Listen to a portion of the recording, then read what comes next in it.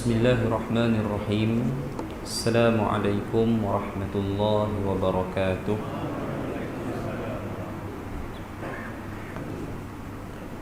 Alhamdulillahi rabbil alamin. Wa bihi nasta'in. Wassalatu wassalamu ala nabiyyil amin, nabiyyina Muhammad wa ala alihi wa sahbihi ajma'in. Rabbi shrah li sadri wa yassir li amri wahlul 'uqdatam min lisani yafqahu qawli. Wala hawla wala quwwata illa billah. Amma ba'd. Ayuhal muslimun wal muslimat, a'azzani Allah wa iyyakum. Hadirin yang berbahagia, yang dirahmati lagi dikasihi Allah. Alhamdulillah, sampai kita ke malam 29 Sya'ban 1444 Hijrah. Ini bermakna pada petang esok kita akan melihat anak bulan. Esok hari 28 ya. Jadi sama ada Sya'ban akan lengkap 30 hari atau kekal berakhir esok sebanyak 29 hari. Hisab imkan ru'yah. Imkan ru'yah ini maknanya persentage keboleh nampakan anak bulan telah dikira dan sangat positif berada pada satu kedudukan yang keboleh nampakannya itu berada pada satu sudut yang jelas. Maka ada possibility kita tetap akan memulakan puasa pada hari Khamis, yakni Sya'ban akan berakhir sebanyak 29 hari. Apapun kita tunggu keputusannya esok, sama ada Khamis itu adalah 1 Ramadan ataupun dilengkapkan sebanyak 30 hari Sya'ban ya. Ini sebenarnya tuan-tuan dan puan-puan, proses ini berlaku setiap bulan ya. Cuma kita tak ambil tahulah, kerana bulan-bulan lain itu selain Ramadan, Syawal dan Zulhijjah, dia tidak ada sambutan yang terkait dengan awal bulan ya. Maka kita tidak berapa cakna tentang proses cerapan yang sebenarnya dilakukan pada setiap bulan. Jadi hadirin mati Allah sekalian, insya-Allah tidak ada apa yang saya hendak nukilkan berkenaan dengan Ramadan, sambutan saban tahun yang kita lalui. Apapun bila kita berbicara soal Ramadan ini, sudah pastilah matlamat kita adalah untuk mendapatkan ganjaran Al-Qadar. Itu saja. Siapa yang mendapatkan ganjaran Al-Qadar, maka itu adalah orang yang termaktub berjaya dalam Ramadan dia. Mungkin ada orang yang beribadah yang tidak tinggal menghidupkan malam-malam Ramadan, namun dia tidak diberikan pahala seperti pahala ataupun ganjaran malam Al-Qadar atas beberapa sebab. Jadi bagi kita, insya-Allah kita usaha sebaik mungkin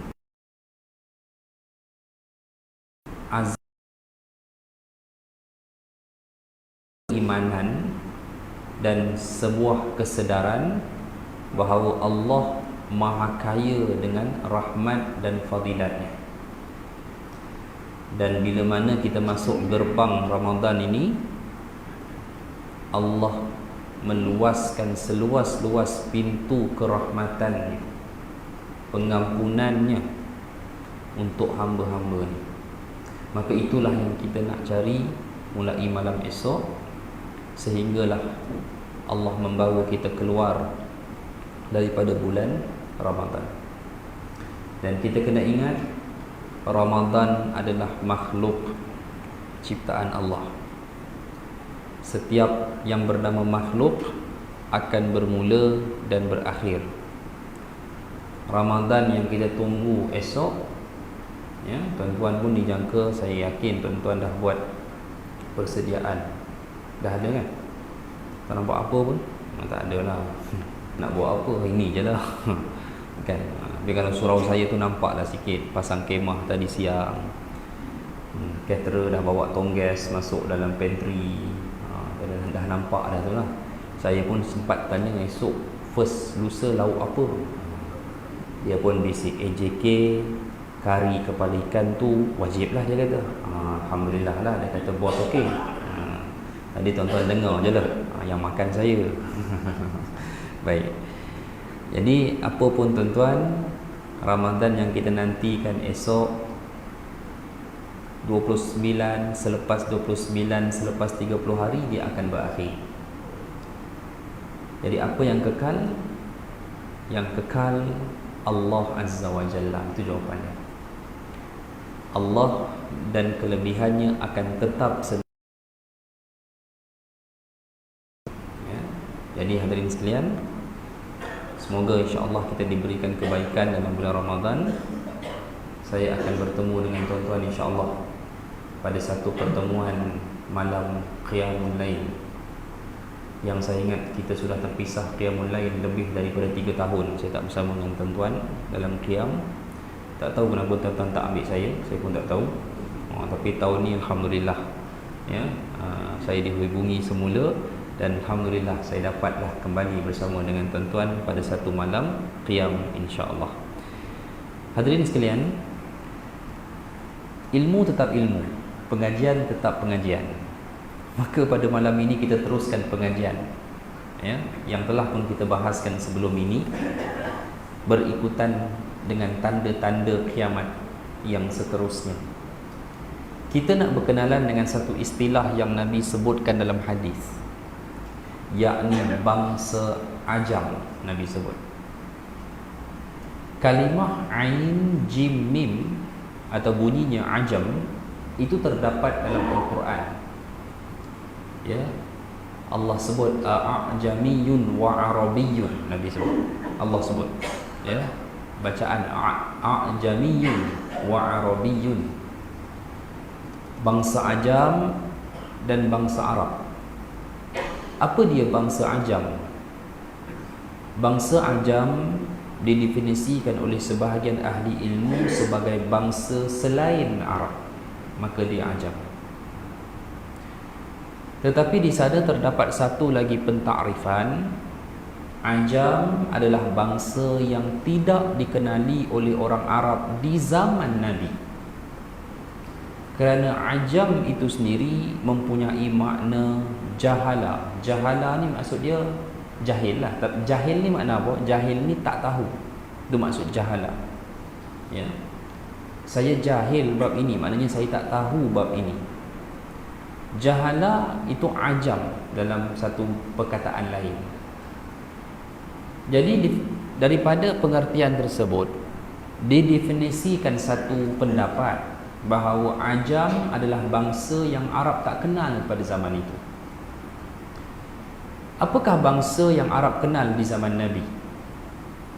Yang pertamanya yang duduk bersama-sama dengan orang Arab itu bangsa Habsyi dipanggil, African, macam Bilal bin Rabah daripada Habsyah, benua Habsyah itu dipanggil tu saking jadi Afrika. Okey. Negara yang paling dekat dengan Saudi itu cross tu Ethiopia lah pada hari ini ya, Habsyi, orang kulit hitam.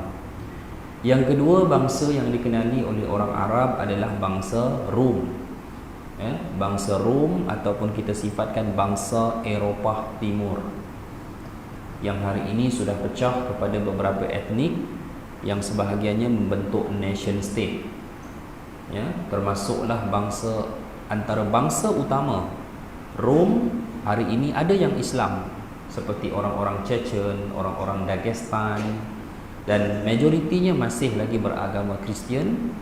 Itu seperti mana etnik-etnik daripada puak bangsa Slavik, bangsa Rusia, Ukraine, Serbia, itu semua adalah orang-orang Eropah Timur. Dulunya dipanggil sebagai bangsa Rom ya.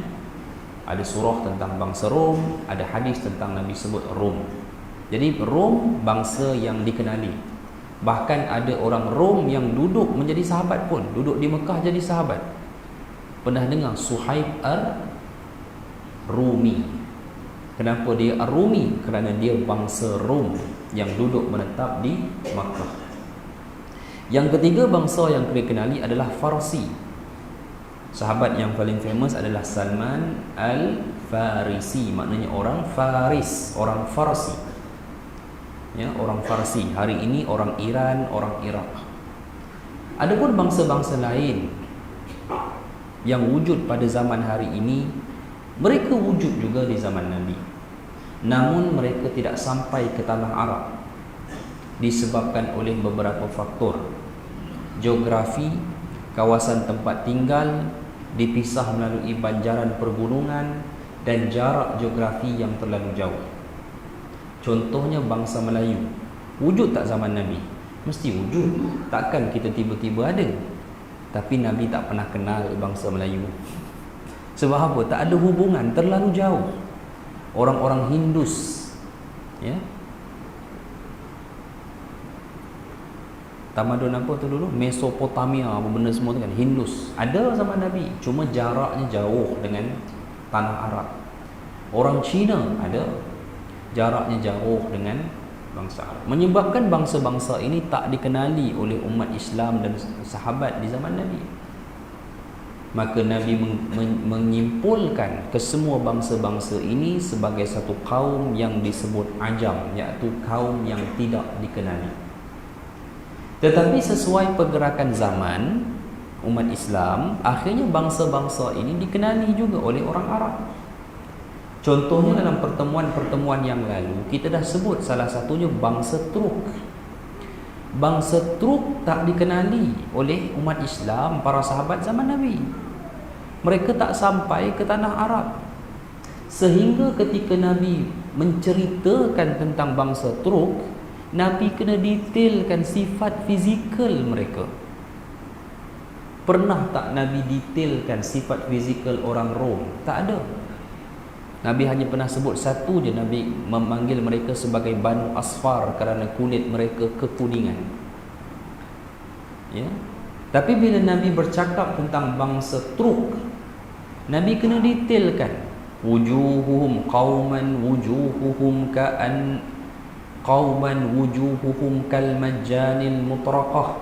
Kaum yang muka mereka lebar seperti perisai yang diketuk. Ya, sigharu a'yun, mata mereka kecil ataupun sepet. Nabi terpaksa detailkan sebab dia hanya akan dikenali oleh para sahabat selepas zaman Nabi sallallahu alaihi wasallam. Dan ternyata pengenalan pertemuan bangsa Arab dengan bangsa Turk hanya berlaku di zaman Muawiyah. Bukan hanya berlaku, hanya bermula pada zaman Muawiyah bin Abi Sufyan menjadi khalifah. Baik. Jadi saya harapkan tuan-tuan dapat sedikit memahami apakah itu bangsa ajam.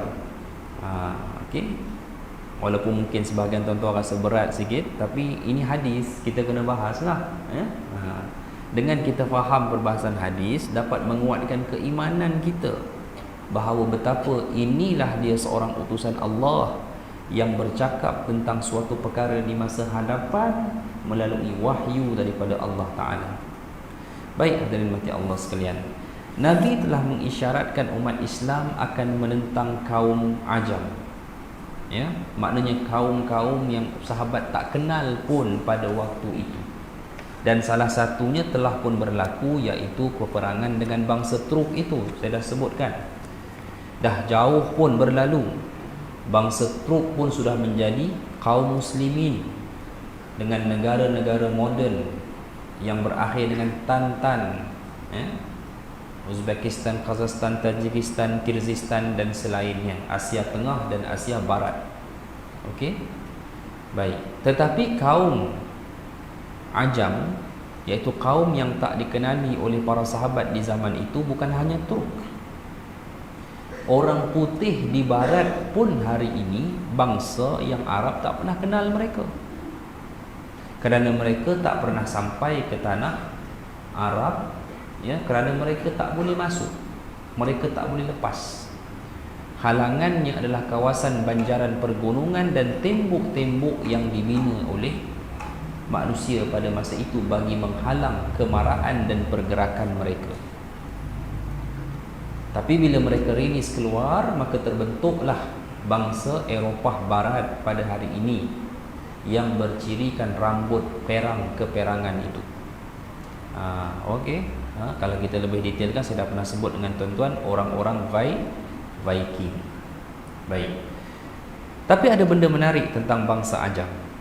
Ya. Riwayat seorang tabi'in bernama Abu Nadrah. Abu Nadrah kata, kunna ma'a Jabir bin Abdullah radhiyallahu anhu. Ya.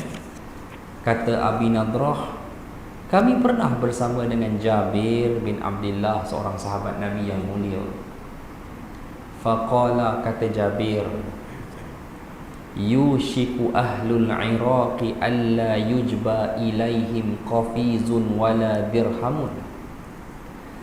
Kata Jabir, kelak penduduk Iraq akan ditahan daripada makanan dan dirham mereka.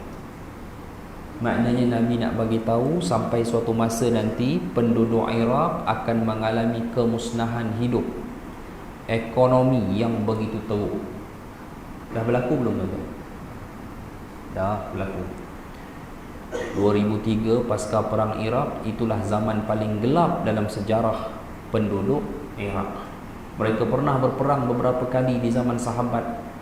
Sampai di era dalam tempoh 1400 tahun ini, mereka pernah berperang dengan Iran di zaman Saddam, tapi mereka tak pernah hancur musnah seperti apabila Barat memerangi mereka pada tahun 2003.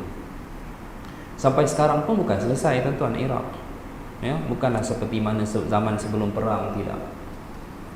Kejatuhan dia pasca peperangan itu teramat-amat dahsyat. Inilah bumi Iraq. Qulna, kami kata, kami tanya, min aina zaka, siapa punca Iraq jadi macam tu? Qala, jawab Jabir. Kalau Jabir jawab Amerika, senang lah jawapan dah. Tak sebutlah Amerika, word to word baru. Jabir kata, min qibalil ajam, yang menyebabkan orang Arab, orang Iraq jadi macam tu adalah bangsa Ajam. Jabir sebut. Jadi kalau sebut bangsa Ajam, yang buat tu bangsa Ajam, maknanya yang hancurkan Iraq bukan Rom, bukan Farsi. Ialah Farsi tu Iraq lah. Bukan Habsyi, bukan orang kulit hitam, bukan. Tapi Ajam, iaitu satu kaum yang sahabat tak pernah kenal dulu. Siapa yang hancurkan Iraq tuan-tuan? US dan UK. Orang apa ni? Viking. Orang yang tak pernah dikenali oleh sahabat dulu. Ini dia cerita dia. Ya, bangsa yang Nabi tak pernah tengok bangsa itu. Boleh faham ni tuan-tuan? Jangan termenung tuan-tuan. Takut saya. Okey. Saya ada cerita dengan tuan-tuan dulu, sejarah dia panjang lah, ya. Negara-negara Eropah moden hari ini. Sebab tu tuan-tuan tengok kenapa dahsyat sangat diorang ni menjadi penjajah. 300 tahun lebih UK, Britain menjadi penjajah yang paling unggul dalam sejarah manusia, tuan-tuan. Ya, ratusan buah negara dia boleh jajah dengan hanya berpengkalan dalam sebuah pulau yang sebesar itu. Di era moden, US membentuk suatu kuasa yang digeruni hampir seluruh negara dalam dunia.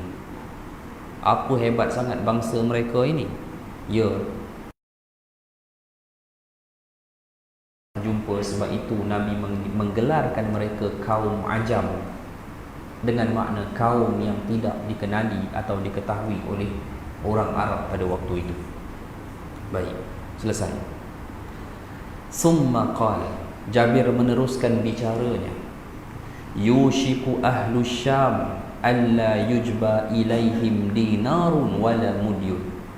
Kelak penduduk Syam, Syria dan selainnya, ya, akan dihalang daripada wang mereka dan makanan mereka. Dah jadi belum? Sedang berlaku pun hadirin sekalian. Teruk. Syria tak pernah kolaps seperti yang berlaku pada zaman kita. Sebab tu tuan-tuan, jangan pernah kita ada ideologi untuk menggulingkan pemerintah secara bersenjata. Rakyat Syria telah tersilap dalam langkah mereka. Itu jawapannya. Mereka dipimpin oleh Hafiz Assad, mati ganti anaknya Bashar Assad. Kedua-dua mereka anak beranak bukan orang yang baik. Tapi kurang-kurang mereka taklah suka-suka hati membunuh rakyat dia sendiri, melainkan rakyat tu bangkit lawan dia. Ini cerita. Saya bukan menyebelahi. Saya tak pernah kata mereka dua beranak ni baik, tak. Tapi kesan bila rakyat bangkit cuba jatuhkan pemerintah sedia ada, inilah kesan yang kita boleh lihat di Syria. Tapi sebenarnya tentera dia bukan kuat sangat pun, ya. Macam mana dia nak lawan dengan rakyat Syria itu? Nisbahnya berapa ramai nak nisbah dengan tentera Iraq yang ada, tentera Syria yang ada. Tetapi kerana rakyat Syria itu mendapat sokongan bantuan persenjataan daripada pihak lain untuk jatuhkan Bashar. Baik. Sahabat tanya kepada Jabir, min aina dhak? Siapa punca kejatuhan ekonomi dan kemiskinan di Syam ini? Kata Nabi, min qibali Rom, puncanya bangsa Rom. Nak menunjukkan bahawa Rom dengan ajam lain. Saya dah beritahu, Rom, kalau Nabi sebut Rom, bangsa itu Arab kenal. Dan kesinambungan bangsa itu adalah bangsa Eropah Timur. Kerajaannya yang paling besar dan yang paling kuat hari ini adalah Rusia. Bukankah Rusia yang masuk membantu tentera Bashar membantai rakyat Syria? Betul tak? Inilah realiti. Tuan-tuan, sebiji seperti mana Nabi SAW pernah sebut 1400 tahun dahulu. Ini dia. Setiap kali nak masuk bulan Ramadan, bulan kesengsaraan bagi orang-orang Syria, orang-orang Syam, ya, makanan dan sebagainya, kenikmatan bulan Ramadan itu. Kita alhamdulillah dapat tarawih balik, tuan-tuan, kan? Dengan tanpa kekangan, dengan tanpa tak ada apa dah back to normal lah. Sejadah emas pun tak wajib, digalakkan. Jadi tuan-tuan pakai ini digalakkan begitu, untuk menjaga kesihatan diri masing-masing lah, begitu sajalah, kan. Dalam masa yang sama, kalau kita pun ada batuk dan sebagainya, kita pun tak infect pada orang lain, macam itulah, ya. Tapi di Syria apa pun tak ada perubahan Ramadan tahun ni dengan tahun sebelum dengan tahun sebelum. Tidak ada bezanya bagi mereka. Ini telah pun berlaku, hadirin sekalian. Summa sakata Hunayyah, lalu Jabir terdiam seketika. Jabir terdiam. Lalu summa qal, kemudian Jabir berkata, qala Rasulullah sallallahu alaihi wasallam. Dulu Rasulullah pernah sebut, yakunu fi akhiri ummati khalifatun, nanti di akhir umatku, di generasi akhir umatku akan ada khalifah. Generasi akhir ni maksudnya apa, tuan-tuan? Siapa faham? Generasi akhir. Generasi salah satu makna adalah kurun. Maknanya kurun terakhir umat aku. Dalam satu kurun boleh ada berapa generasi? Dalam satu kurun boleh ada 2. Jawapan lain, dalam satu kurun boleh ada berapa generasi?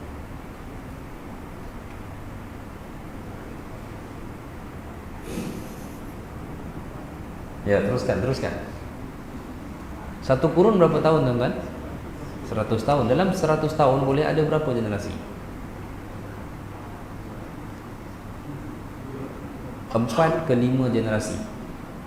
4 ke 5 generasi. Kita ambillah contohnya kurun berakhir tahun 2000. Maknanya kurun itu bermula 1900. Moyang saya lahir tahun 1900. Moyang saya meninggal tahun 1990, umurnya tepat 90 tahun. Tok saya lahir 1927, 2 tahun selepas Tun Mahathir lahir. Dia ada lagi Mahathir, masya-Allah tu. Untuk saya dah tak ada, lama dah.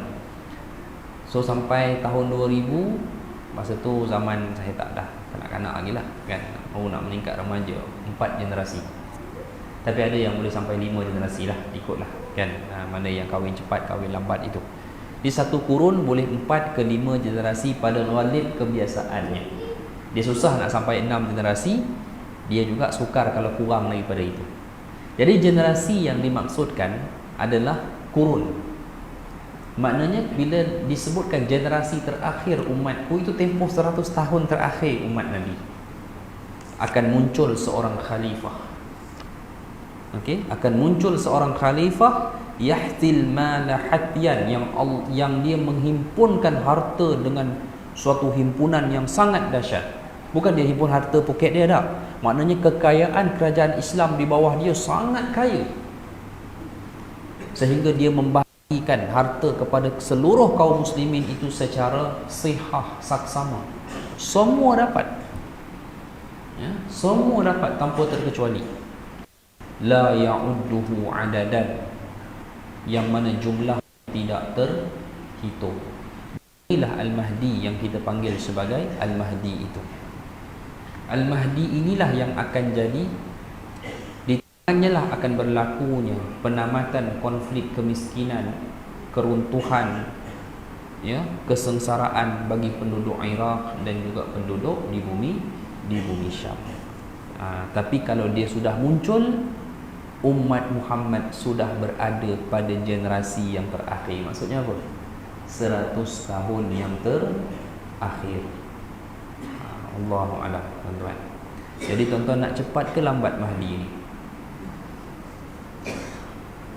Nak lambat pun tak guna juga tuan-tuan, sebab kita bukan ada dah kalau nak lambat kan waktu itu. Gitulah.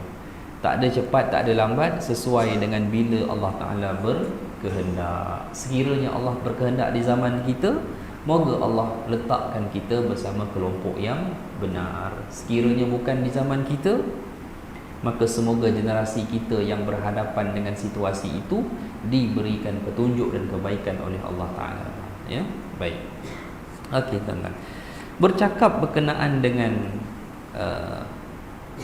hal ini, ada sebuah hadis riwayat Imam Ahmad an Abi Umamah radhiyallahu anhu qala la taqumus sa'ah, tidak akan berlakunya kiamat hatta yatahawwala khiyaru ahli al-Iraq ila Syam, sampailah orang-orang yang terpilih dari kalangan orang saleh di negeri Iraq berpindah ke bumi Syam. Orang-orang yang soleh, yang baik, mereka akan masuk ke negeri Syam. Bila? Ini pengamatan saya pada hadis ini ketika telah berlakunya pembebasan dan keamanan di bumi Syam di bawah Al-Mahdi. Tuan-tuan tahu tak cerita sekarang? Ni saya nak cerita sedikit pada tuan-tuan, ya. Arab ni dia ada pergelutan sesama sendiri. 100 tahun dahulu Britain pernah mengucar-ngacirkan Arab dengan hanya memberikan tawaran untuk mengiktiraf seorang sebagai King of Arabs pada 1917-19 seperang dunia pertama. Tapi Britain bagi tahulah, kalau kamu nak jadi King of Arabs, maka kamu kena pisahlah daripada Uthmaniyah. Takkan Arab nak duduk bawah Uthmaniyah? Macam mana nak jadi King of Arabs? Itu yang menyebabkan moyang kepada Raja Jordan hari ini tu dia buat pemisahan Arab, revolusi Arab tu, dia pisahkan Arab daripada Uthmaniyah. Kerana dia percaya janji British bahawa British akan jadikan dia sebagai King of Arab. Tapi akhirnya Britain tak pilih dia pun. Britain lebih berminat dengan King Abdul Aziz, lalu terbentuk Saudi pada 22 September 1932. Sekali lagi tuan-tuan, permainan ini muncul selepas 100 tahun. Hanya kita mungkin tak sedar. Tapi kali ini permainan tetap dimainkan oleh pihak yang sama, Britain, tetapi menggunakan proksi Israel. Tuan-tuan rasa pelik tak? Kenapa negara Arab berlumba nak baik dengan Israel? Ini satu perkara yang menarik, ya. Sehingga kalau kita lihat, Saudi telah membenarkan ruang udaranya untuk dilintasi pesawat komersial Israel. Bahkan 2 tahun lepas kita telah tengok pesawat direct daripada Tel Aviv boleh turun di Riyadh. Dan dalam usaha untuk mengadakan direct flight Tel Aviv ke Madinah. Jangan main. Hujah Israel untuk memudahkan orang-orang Islam daripada Israel menunaikan umrah ke Madinah. Bunyinya tuan-tuan. Tengok. Ya. Siapa lagi negara Arab yang very close dengan Israel selain Saudi? UAE. Yang dalam tu ada Dubai, ada Abu Dhabi. Ini kepala normalisasi. Kalau tuan-tuan ingat, normalisasi pengiktirafan negara Arab ke atas Israel melalui perjanjian Abraham, perjanjian Abraham Accord yang bermula pada 2017, itu didominasi atau dipelopori oleh United Arab Emirates, UAE. Siapa lagi yang bercita-cita untuk menjadi penguasa Arab? Dia datang daripada sebuah negara kecil, pulau. Walaupun dia kecil, walaupun dia berpulau, tapi cita-citanya tinggi, tak dinafikan. Dia negara kaya. 10 ringgit kita bersamaan 1 dinar dia. Bahrain ada ni semua. Ya, Bahrain kaya sebab dia minyak. Memang negara kaya walaupun penduduk dia ramai Syiah. Ya, Bahrain. Jadi dia pun bercita-cita untuk jadi penguasa Arab walaupun dia sebuah negara yang kecil. Sebab apa? Sebab datang tawaran 100 tahun dulu untuk pihak barat memilih seorang sebagai King of Arab. Sebab tu tuan-tuan tengok Muhammad bin Salman buat pembinaan Saudi ni gila-gila tuan-tuan, bahasa moden. Sampai dia lebih nak menjadikan Arab Saudi itu sebagai negara tourism berbanding dengan negara yang orang pergi kerana ibadah. Sekarang ini dia lebih kepada tourism, itu tak dinafikan. Yalah tuan-tuan nak pergi visa umrah $100, visa tourism $100, tuan-tuan pilih mana? Itulah dia. Allahu alam, hadirin mati Allah sekalian, konflik ini mungkin menyebabkan akan berlakunya berlanjutan kepada situasi yang lebih tegang, dan seorang pun daripada kalangan mereka saya yakin tidak akan mendapat kekuasaan. Ya, jenis-jenis pemimpin Arab yang yatama'u bil mulk, tamak dengan kekuasaan. Sebaliknya bangsa Arab, Allah akan serah kepada siapa? Bukankah Nabi sebut la yamlikul Arab la tazhabud dunya hatta yamlikal Arab rajulun min ahli baiti. Tidak berlaku kiamat sehingga bangsa Arab dikuasai oleh seorang lelaki daripada keturunanku. Maka akan dapatlah pada pemerintah daripada kalangan keturunan keluarga Nabi sallallahu alaihi wasallam. Di mana ia membina kerajaan? Di Syam. Saya dah pernah sebut pusatnya di mana, ingat lagi tuan-tuan? Baitul Maqdis. Ketika itu berlaku, apa pilihan orang-orang soleh yang berada di Iraq? Adakah mereka masih nak kekal di Iraq? Tak. Itulah kemungkinannya mereka akan berhijrah pindah ke mana? Ke bumi Syam. Tetapi apa jadi orang-orang yang zalim di Syam? Mereka nak pergi ke mana? Mereka pergi ke Iraq pula waktu itu. Nabi sebut apa dalam hadis? Yatahawwala khiyaru ahli al-Iraq ila Syam. Berpindah berhijrahnya orang-orang saleh yang terpilih dari penduduk Iraq ke negeri Syam, wa yatahawwala shiraru ahli Syam ila al-Iraq, dan berpindahnya orang-orang jahat zalim yang ada di negeri Syam masuk ke Iraq.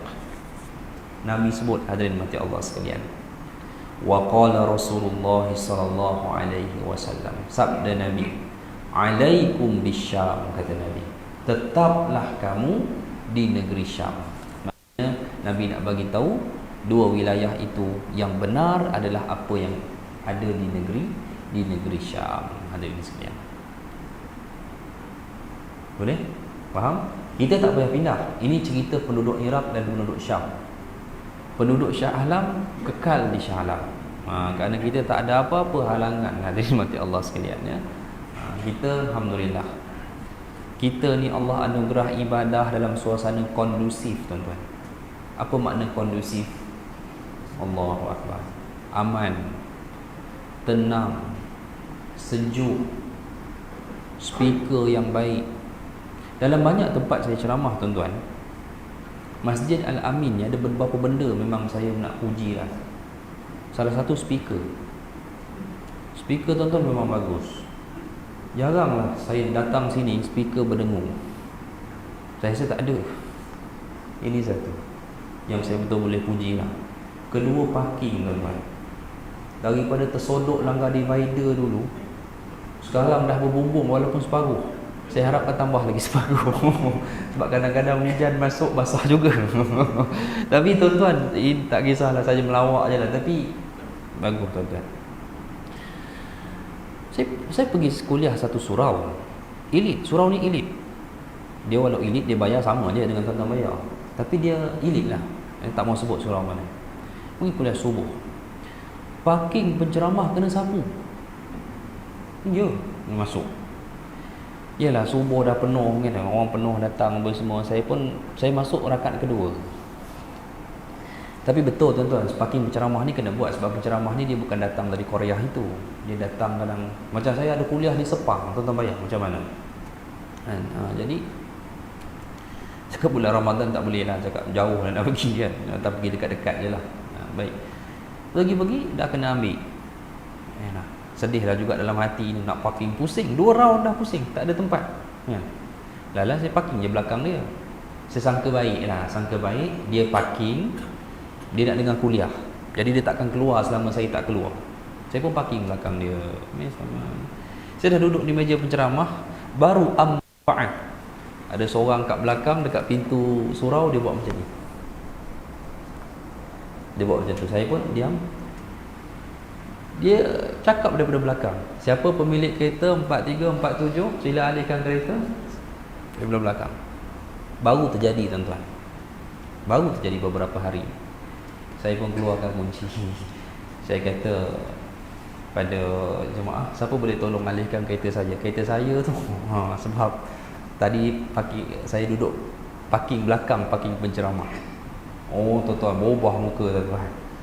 Ubah muka, muka terpucat kan. Adalah bukan ada seorang tuan haji tolong kan, alihkan kereta. Datang balik bagi kunci, ingatkan dah selesai, tak jumpa tempat start pula. Allah, kereta sekarang ada tempat start tu, ada, cuma diraibkan seketika. Begitu je lah. Jadi tuan, tak, bukan nak kata apa, saya sebut satu lah dalam isu ni ya. Bukan kerana saya tak. Parking ini bukan hanya untuk saya, untuk imam pun ada. Dalam benda-benda sekecil ini, bila kita tidak kisah, benda-benda besar kalau Allah uji kita macam mana? Kita tak akan fikir itu hak siapa. Asal boleh memberikan kebaikan, benefit kepada kita, kita ambil, kita sapu. Ini benda-benda kecil yang kita tidak perasan. Ya? Benda-benda kecil yang kita tidak perasan. Ini kita kena jaga. Terkhuatir kita terambil hak orang lain. Begitu ya? Baik, okey. Inilah dia cerita apa tadi. Tak ada apa tadi, nak puji masjid, tuan-tuan. 2, 3 jemaahnya ramai. Ini memang ramai, tuan-tuan. Tak susut. Tak susut. Saya pada awal kuliah dulu lebih 10 tahun dan saya rasa inilah jumlah dia. Kan, begitulah. Inilah wajah-wajahnya, inilah jumlahnya kan. Tiang ni siapa duduk pun saya ingat. Kalau tak ada tu makna memang ada arwah lah tiang tu. Maknanya memang konsisten. Tuan-tuan. Ya, ini nikmat lah, nikmat. Sebab tu kita dianugerahkan untuk beribadah dalam suasana yang amat kondusif, dan kita kena bersyukur atas kesempatan tersebut ya. Apatah lagi kita tarawih, kita Allahu Akbar, tuan-tuan kan. Tak payah baca pendek pun. Majlis agama dah keluar arahan baca jabatan agama, baca surah-surah yang pendek Itu lagi memberikan orang kata kerehatan dan keselesaan kepada jemaah kita lah, masya-Allah kan. Inilah kelebihan nikmat suasana ibadah kita yang perlu kita raikan bersama kan. Jadi insya-Allah kita sambung sedikit selepas daripada azan isya insya-Allah, wallahu a'lam. Allahu akbar, Allahu akbar.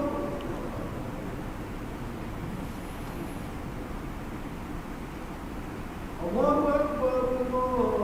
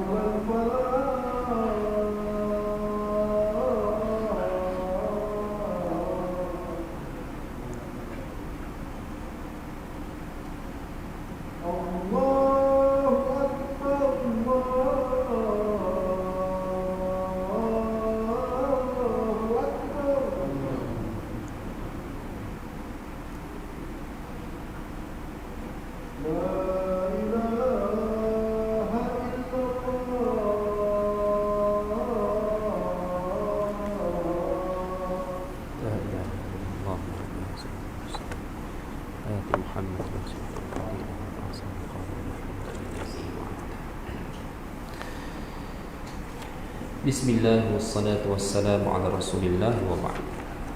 Baik, hadirin mati Allah sekalian, kita baca satu hadis saja lagi lah insya-Allah ya, berkenaan dengan tajuk yang saya bincang ini, ringkas sahaja.